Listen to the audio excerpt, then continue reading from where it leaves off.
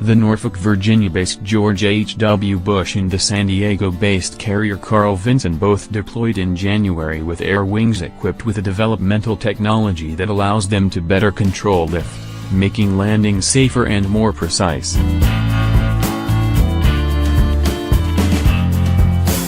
How much more precise?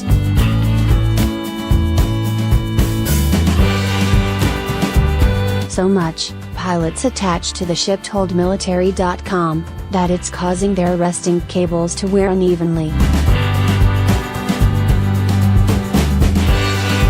The system, formerly known as Maritime Augmented Guidance with Integrated Controls for Carrier Approach and Recovery Precision Enabling Technologies, or Magic Carpet, is now called Precision Landing Modes.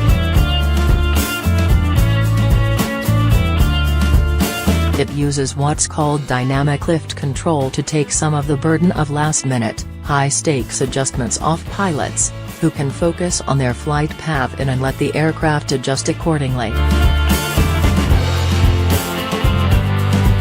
For Captain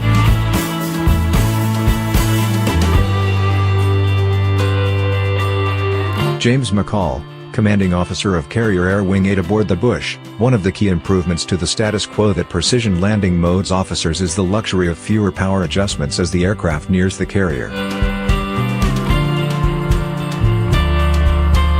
When a pilot is landing an aircraft, if he wants to come down quicker, he's going to pull power, and if he wants to slow that down, he's doing to add power, McCall said.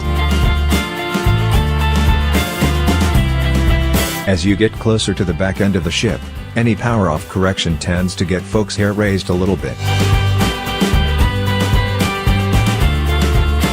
Because, obviously, if that were to result in a large rate of descent, getting the engines to spool back up to do the other correction, reducing the rate of descent, it's not instantaneous.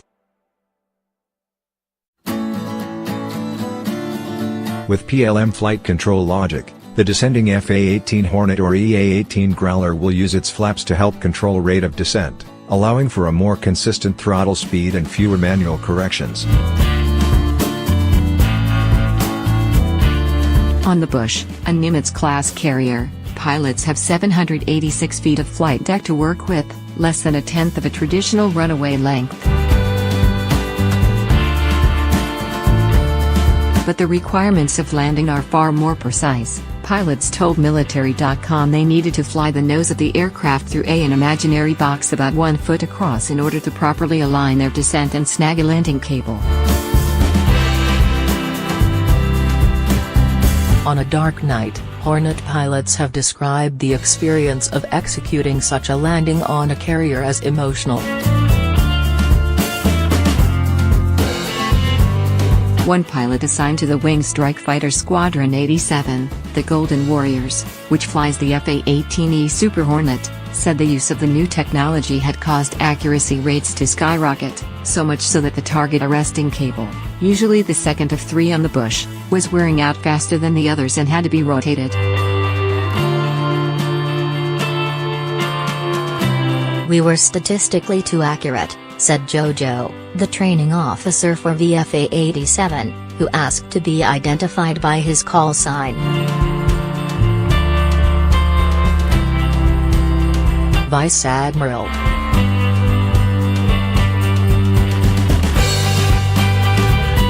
Mike Shoemaker, head of Naval Air Forces, said something similar last August about the carrier variant F-35C, which was designed with native PLM technology, known in that platform as Delta Flight Path.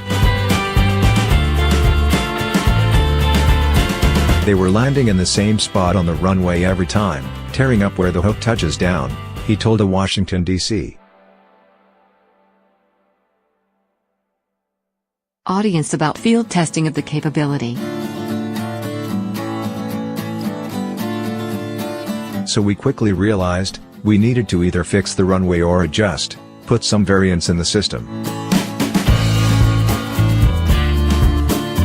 So that's how precise this new system is.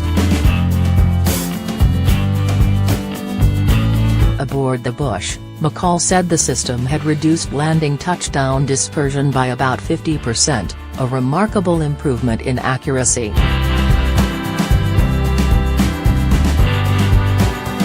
In April, he said, he sent an email message to the Navy's other Air Wing commanders, sharing the unit's findings about the system, the positive impact it's had so far. The system is currently planned for a 2019 full rollout to Super Hornet and Growler squadrons across the Navy.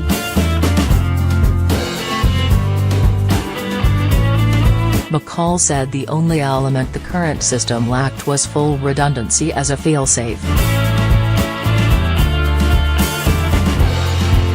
Because it doesn't have full redundancy, we still expect our youngest aviators to come out of our training pipeline and learn how to fly the jet manually, so they have a baseline to fall back on in case of some sort of aircraft malfunction, he said. I do expect those requirements to change as the system is fully redundant. PLM doesn't guarantee a perfect landing or take the pilot out of the game, however. During observation of daytime carrier landings May 3rd and 4th, Military.com saw at least one bolter, when an aircraft fails to snag an arresting hook, and multiple wave-offs, in which planes weren't correctly aligned in their approach and were told to circle and try again.